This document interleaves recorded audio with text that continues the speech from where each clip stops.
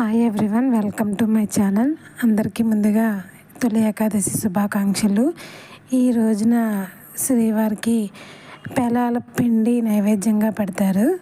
So అది ఎలా చేయాలి అనేది నేను మీకు చూపిస్తాను. ముందుగా జొన్నలు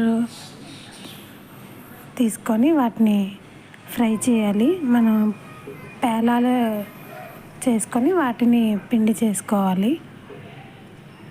సో ముందుగా ఐరన్ ప్యాన్లో కొంచెంగా జొన్నలను తీసుకొని వాటిని ఫ్రై చేసి పేలాలు రెడీ చేసుకోవాలి. చూస్తున్నారు కదా, నేను ప్యాన్లో జొన్నలు వేసాను. జొన్నలు వేసిన తర్వాత దానికి క్యాప్ పెట్టాలి, కానీ మీకోసం ఓపెన్ చేసి చూపిస్తున్నాను పేలాలు ఎలా వస్తాయి అనేది.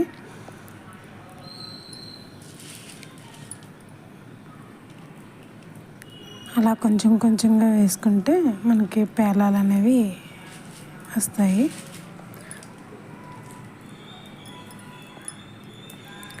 ఈ పేలాలన్నింటినీ ఒక ప్లేట్లోకి తీసుకొని,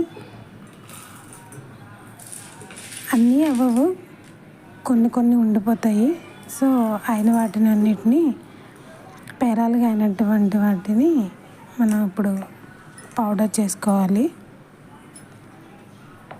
చూసారు కదా, మెత్తగా పౌడర్ చేసుకున్న తర్వాత అందులో కొంచెం బెల్లం, 2 యాలకులు వేసి ఇంకా మెత్తగా పౌడర్ చేసుకోవాలి, బెల్లం అంతా కలిసేలా.